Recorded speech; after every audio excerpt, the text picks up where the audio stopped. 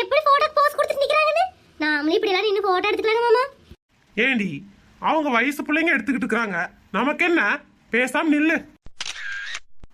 Okay next pose. மாமா நின்னு பாத்துட்டு போலாங்க மாமா. இவ வேற பிள்ளைங்க எல்லாம் ஸ்கூல்ல இருந்து வந்திருப்பாங்க, இது இப்ப பாத்துட்டு போணுங்கறா.